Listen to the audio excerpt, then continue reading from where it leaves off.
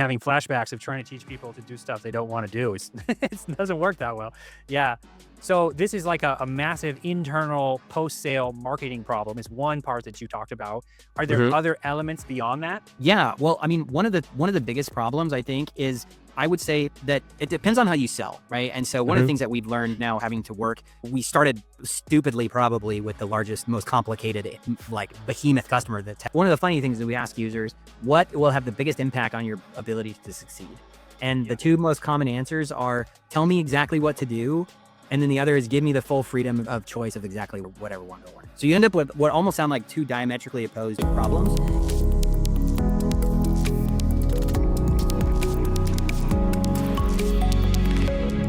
Todd, welcome to the show. Welcome to Product Growth Story. So today we're going to talk about your experience building Brainstorm, which can you give us a little heads up? Like, what is Brainstorm? What is this business that you built? Yeah. Brainstorm is a software adoption software. We like to sometimes say we're the SaaS platform made for SaaS adoption Mhm. because one of the things that is really challenging for any tech entrepreneur, anybody who's trying to start up a business, is not only do I first have to build a really good product and then I have to sell that product, but then I got to get my customer to actually use that product.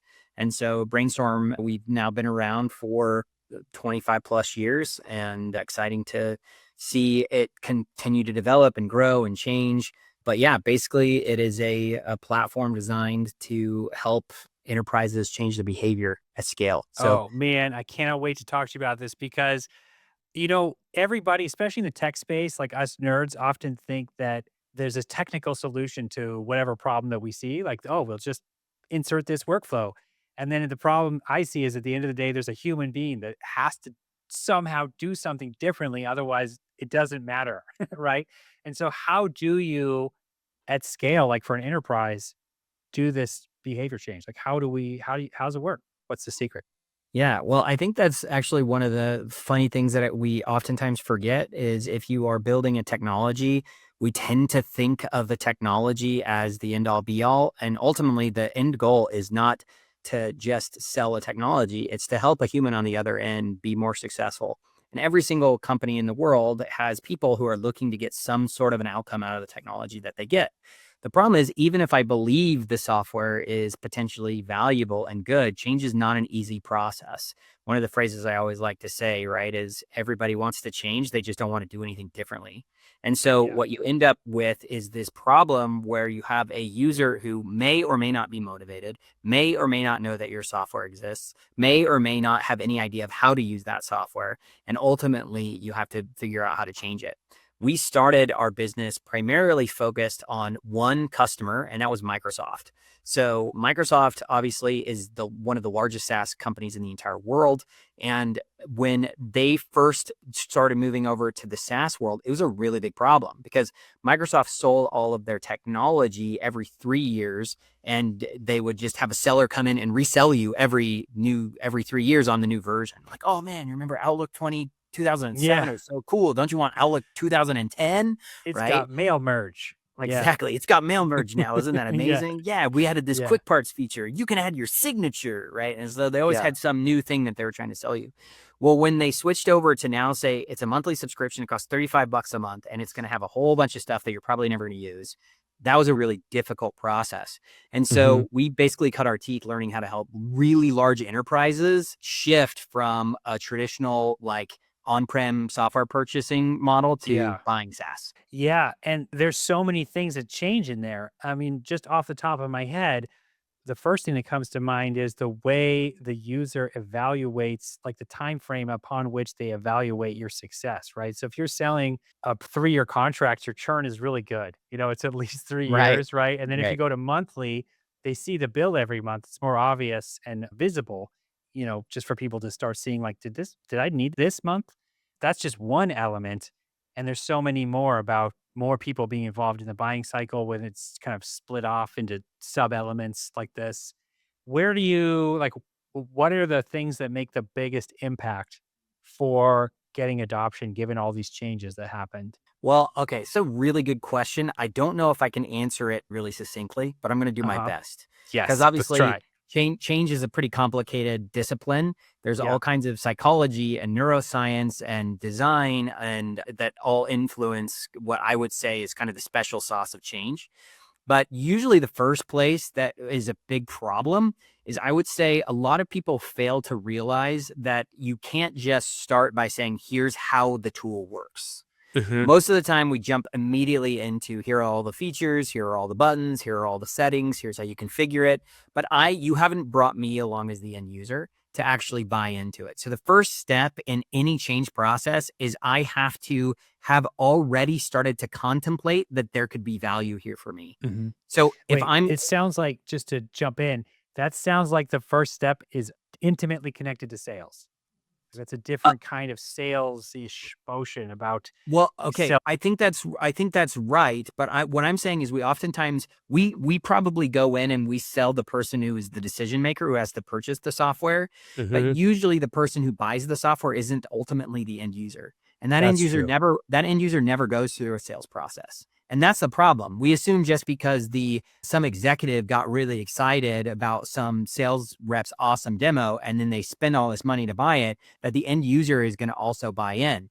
But if they have something thrust upon them and they have a system that they feel comfortable with and they think is working, and you don't take the time to sell that end user, it doesn't really matter. So yes, I do think it's a sales problem, but it's a sales problem, meaning we don't Hmm. sell the end user, and we have to, or we're going to fail, because they don't care about you. They don't know you. They didn't buy you. And all you're really doing is disrupting your life. So if you can take that into account, then you actually have to start thinking, how do I get the end user, who is not the buyer, who is not the champion? How do I get them bought in? How do I get them excited? And that is a marketing and sales problem that happens independent of actually signing a deal. Yeah, it's a very good point. Yeah. Yeah, I can definitely see that. That's even sometimes, if software, going slightly off topic, it's even a problem with designing software because you need it to be bought and potentially that person will never use it. And what they want is not exactly always totally aligning. Yeah, Yeah. it's So, actually yeah. That's a great point. That's actually the biggest problem with the SaaS world, is Mhm. people buy software anticipating they're going to get some sort of value out of it. But in order for that value to be achieved, people have to change their behavior. And that Mhm. generally doesn't happen just magically, right? Mhm. Like, you Yeah. have a life. Even if you were interested and want to do something differently, it's not an easy process. So yeah, Yeah. first step is drive awareness, get them excited. Then you got to get them to actually want to do it. And only then, once you've taught them why and they believe in the why, then you can start talking about the how. But we jump Mhm. usually way too far down the road.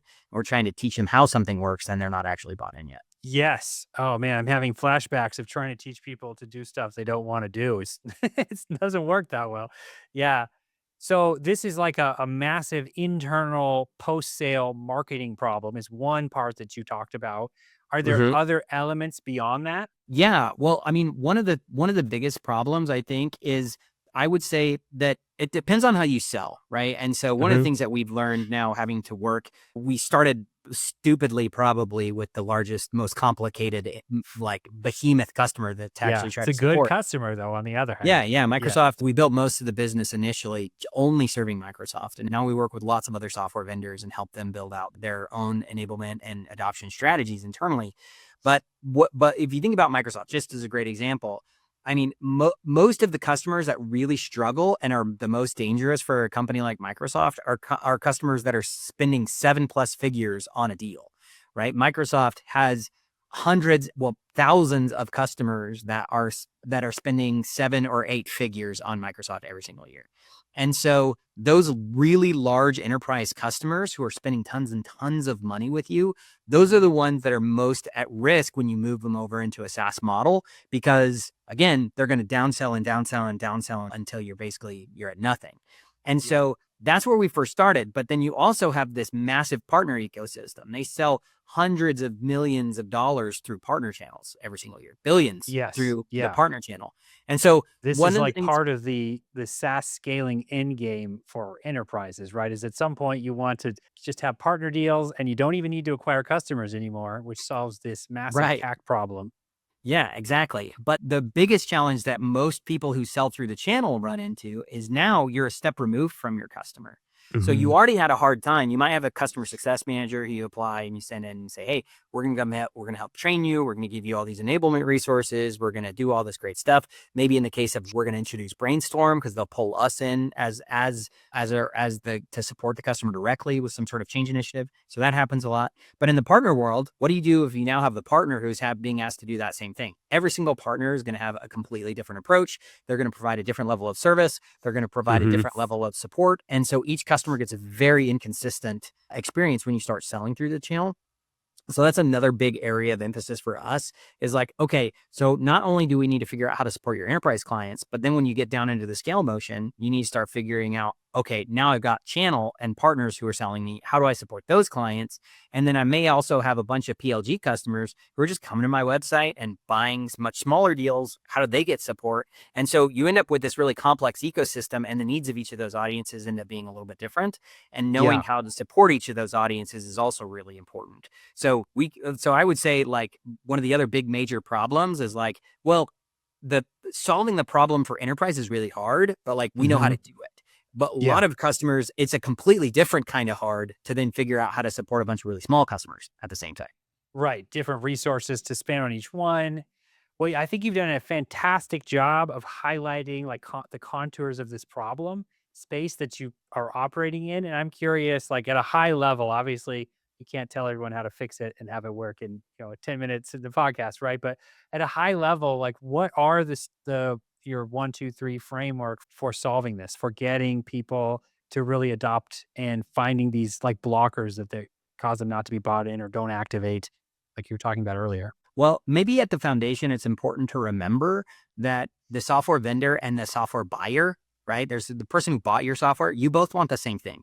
You want them to succeed with your software. You want them to get enough value out of it, and you want them to anticipate future value enough so that they keep subscribing. Mhm. So the first thing to remember is that you're actually on the same side of the table. And Mhm. unfortunately, most of the time, there's a little bit of tension that exists between the relationship. Where instead of it like we're entering into a marriage, it's a vendor client relationship that's transactional. And oftentimes you don't want to feel like you're having to spend an unnecessary amount of time with your customer, because if you do, one, that can add extra friction, and it also adds more cost to you. So even if it's better for keeping the customer by having a CS person on the phone with them every single week, that's all time and energy and resource that you have to dedicate to keeping the customer happy. Yeah, and they don't wanna be on the phone with your CS guy anyway, right? No, So yeah, usually they don't. So yeah. first thing first, though, is to realize you're on the same side of the table. And if you do that, then you start thinking through, what does my customer need right now? And unfortunately, one of the things that we usually do is we just say, let's throw a whole bunch of crap at them. Mhm, Here's your knowledge center. Here's your support hub. Here's your CSM call. Here's your 3-hour training call that we're going to have our professional services team do for you once a week for the next 2 months. And we like just throw all this stuff at them. And mhm, unfortunately, most of that stuff is actually not what they need at this exact moment. So the other piece that I think is really important is to break down exactly what the customer needs into much smaller chunks and then focus mhm. only on that at that moment. So if you can identify, I know that you need to log in, add your users, and configure your account. I should only tell that one person, and I should make it really clear and obvious and easy for just that one person to do that. And then I need Yeah. to make that person able to help the next person to get logged in, to set up their profile, and to take the first action they're supposed to This take. sounds incredibly practical. It really does. Yeah, It reminds me of, are you a fan of Dieter Rams? You know this guy? I Designer? don't Okay. know. He had design principles, and his number 1 principle was less but better, right? This is the guy that inspired Yeah, for Johnny Ive. sure. It's making me think of that. Instead of brute force, here's all the support crap we could throw at you. What's the least we can do to get you one step further down the chain of adoption? Yeah, absolutely. I love that concept of less but better, right? The end goal should not be to give them everything they could know or that we hope that they know, but it's what they need to know. And only that, Mhm. because the Yeah. shortest path to get them to their first value you can give them, that's what really matters. And unfortunately, I would say the other piece of this is oftentimes the approach that we take is a lot of text or a lot of communication back and forth. And it's like, well, can't you just like give me a 1-minute video? Like most people just want something simple. Like Yeah. what's the one, like, just tell me what to do and make it easy. And that's the other part that's really funny is we survey a lot of users because the way our platform works, we can actually personalize what content the user gets based off how they interact with our software. So they'll come in, they'll answer some questions and it'll deliver exactly what they need and only that. But one of the funny things that we ask users, what will have the biggest impact on your ability to succeed? And the Yeah. two most common answers are tell me exactly what to do. And then the other is give me the full freedom of choice of exactly whatever I want to learn. So you end up with what almost sound like two diametrically opposed problems. But for if you, again, think of this as a human problem, the first thing I want is to know what direction I'm supposed to go and then Mhm. not feel like I'm being forced to go down that direction. And Yeah. so I want to feel like you're leading me and directing me, but I want to feel like at any point I can opt out to branch and go in a different direction. And Right. so ultimately that's how adults think because they want to get to the value, they want to get to the gold at the end of the treasure map as quickly Mhm. as possible rather than getting lost in the jungle and dying from malaria and bites from Yeah. mosquitoes, you know? This is reminding me of, I don't know if this is too detailed, but how users skip onboarding flows. Like nobody likes them.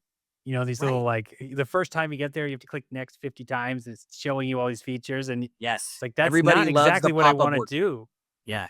Yeah, if you look at your WalkMe and Pendo click through onboarding walkthrough in product, actually, that's one of the things that's really funny is I actually think a lot of SaaS founders take on conventional wisdom and think, you know, what's going to solve all of our problems is if we like add a bunch of walkthrough tours in our product. Yeah, then And it's they'll like, know how it works. yeah, and it was like, no, because like only 2% of the users are going to actually click through it. And only Yeah, 2% of the 2% who click through it are even going to read what it says. The rest of them are going to dismiss it. And the people who yeah, actually click through it don't even really consume and understand what they even looked at. yeah. While you've been describing this, it's just well, the thing that keeps coming to mind is the big overlap between change management, sales, and product management. There's so much around like, okay, we did the sale with the buyer, but now we have to do the sale with the user. And the same for almost like doing the sale for the one thing they want to do reminds me of how every buyer is a single issue buyer. Like, what does that user want to do today is really all we have to do. And the rest of it isn't, they're not going to really pay attention potentially. You're right. And I think the desire to always be selling something new can actually be it can be counterproductive a little bit because Mhm. like there are things like if you can recognize the signs when a customer is ready to take on something more and actually time it right, then it's really meaningful. But usually a lot of times like we're just kind of spraying and praying that something is going to stick. Like, let me just Yeah. throw out all the different things I could do for you and all the things that maybe could be really cool. And maybe they even tell you that one thing, but you're afraid that you can actually execute on it well. So you just try to obfuscate it and you hide it. Hmm. Like, oh, Yeah. yeah, that would be cool. But you know what this other thing is? And it's like, well, that's why there's oftentimes that tension in the relationship because we're Hmm. always trying to figure out how to get them to the place where we want them to be excited, even if it's not Yeah. that you're actually excited about. That's such a great point. Well, you've definitely tackled a serious problem. And your first customer was Microsoft. That's how you guys got started. How have you grown since then? You know, I'm sure the way you grew from 1 to 2 customers is not the way you guys are scaling now. So I'd love to hear, like, what were you guys doing back then to grow beyond Microsoft? And then what are you doing today to scale Brainstorm? Yeah. Well, the good news is the way the Microsoft relationship worked is we could basically build the relationship with Microsoft directly. And Microsoft would fund to have us go in with their customers and support them, and they would pay us. We also found out that there was a lot of desire for the direct customer to also pay for Brainstorm. So, one of the things that we did pretty early is we architected it with the customer at the center, which actually we kind of lucked into discovering the fact that when you put the customer at the center, it all of a sudden starts to make a lot more sense, right? Yeah. And Yeah. so one of the big problems that would end up happening, we would see is like Microsoft would try to send their customers out to like Microsoft Learn and go get certified and go get these things. And it's like, well, that makes a lot of sense for like a really invested IT guy who needs his job to depend on Microsoft.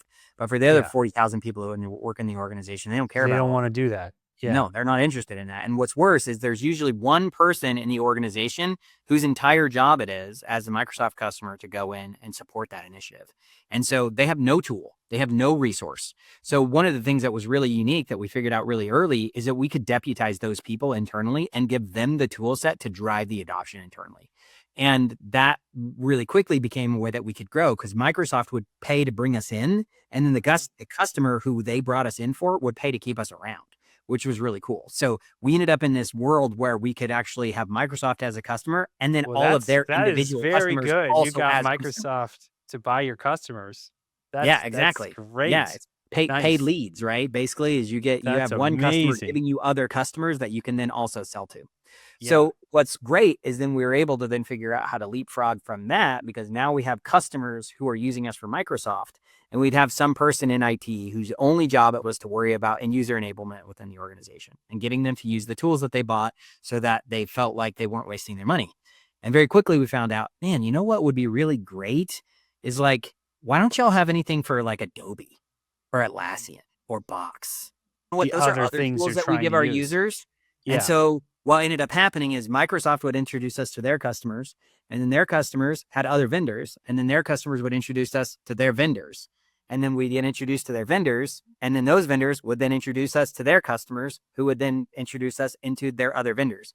So it created this This really is great good. virtuous cycle for us This is where really we could good. get Yeah. introduced to a software vendor who would then pay to bring us in to support their customers, who would then want to pay us to then bring us to their other vendors. So Yeah. that actually has been a really awesome model for us, which is That's a very difficult thing to build. I mean, I think every single software company in the world wishes that they could build some sort of a network effect, right? mhm. And I don't know that we have like fully turned on that flywheel, but it's really cool just to see how natural it is where Microsoft brings you into customer A and then customer A Yeah. says, why can't you bring me in with this vendor? Who then brings us into that vendor, who then brings us to customer B. So it's really cool to see how that's actually worked.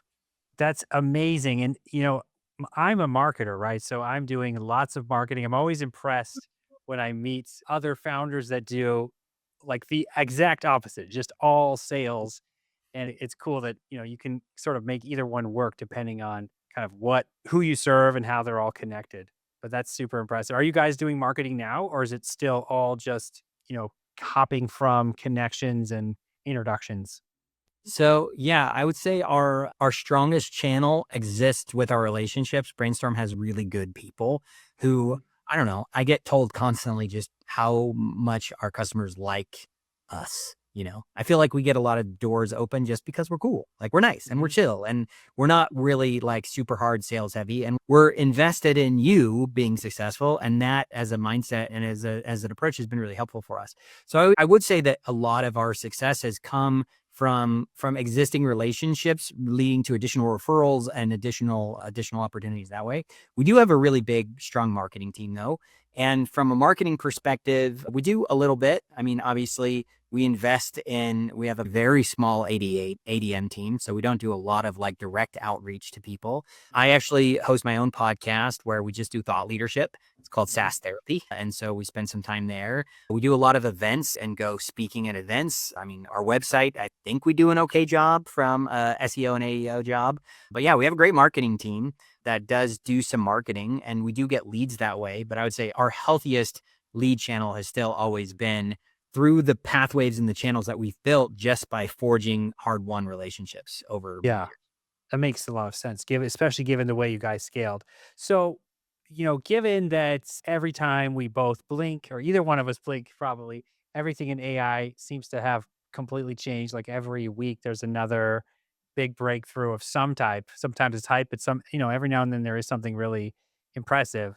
How is this affecting what you do? Like, I do know, for example, it's really changed a lot of SaaS because the model has changed. Now some usage actually costs more, and that changes, what do Mhm. we want users to do? We don't necessarily want them to burn all the credits if that doesn't get them the outcome, right? So has that changed what you guys do in any way? It has, but it's been interesting. So, like as an example, one of the things that we do in the Microsoft space initially is we don't just provide all of the internal sales and marketing and training resources that go to an end user to get them bought in, but we tie in with that organization's usage data and graph data around what they're actually doing with the software. And then we're able to report back. We help that user change their behavior. So we're actually doing the same thing right now with Anthropic, funny enough. And so what's Okay. cool is we can go in and we can say, here's how many tokens you're spending. Here's how effective those tokens are being if people are actually using that well. There is one of the things that I've noticed is there's a little bit of resistance about the shift in the pricing models in the space though, because Mhm. like people have grown accustomed. Well, I mean, one, like if you think about pre-SaaS, the way businesses accounted for software was completely different because you actually managed it as a capital expenditure. And now all of a Yes. sudden it's a completely different type of expense in the way that you're handling it because I'm not buying an asset, I'm subscribing or leasing an asset. And so it's completely different than the way I used to look at it. And so, like, that had a really big impact on how the SaaS companies in the world even accounted their revenue. Because pre-SaaS, the Mhm. concept of ARR and MRR and GRR and all these other acronyms that we have for how we actually account for our revenue was Mhm. completely different. And Yeah. so, like, that is now starting to shift too. But, like, it was really hard for people to make that shift initially. I think it will be equally difficult for someone to go over to a fully usage based, token based system Credits. because there's no cap on how much I'm going to spend potentially, and that freaks people out. So Yeah. I think there is going to be a lot of pressure to come up with models that are more predictable from a financial perspective. Yeah. And I don't know if it means that there's like, unfortunately, AI just costs too dang much to just be like, here's your flat fee, right? Yeah. And companies Yeah. are losing too much money to take that approach. They have to come up with something They must different, be but because the I think the market's first resistant to it for sure. absolutely. I'm just thinking about the first time I used like Fable 5, which came out recently. I think I spent $2,000 in a day without realizing like, "Oh, okay, I'm gonna put a little spend limit on this," didn't realize that was such a big request. Yep. Okay, well, that makes a lot of sense. Well, as we wrap up, I'm curious, what are you like the most excited about for the future of Brainstorm? Like as you look forward to what you guys can do, the changes in the market right now, where are you the most excited about your business? Yeah. Well, I think what's really awesome about AI in particular, and I know everybody sometimes gets a little bit tired of talking about AI. For me, where I get excited about it is the potential that it unlocks for people. And unfortunately, but the biggest thing that limits you with AI is your imagination of what you could potentially do with it. And it's sometimes really hard to just envision like what could I use this for? In fact, all of the people that I've seen who have changed their behavior in a really dramatic way with AI, most of it's happened because they saw a peer do something really cool and they learned from that peer and they wanted to copy that peer. And Yeah. so one of the things that is missing in the market right now that I'm really excited about is we're building a coaching tool to give you to learn who you are and give you recommendations, cool ideas that of what you could do and be able to unlock that more. I think one of the things that gets really exciting in this new world is what we've always been really good at is trying to find the shortest path that will get you from point A to B. And what AI does even more is it makes it easier to find those paths because there's a lot of short paths for different destinations that we're all trying to get to.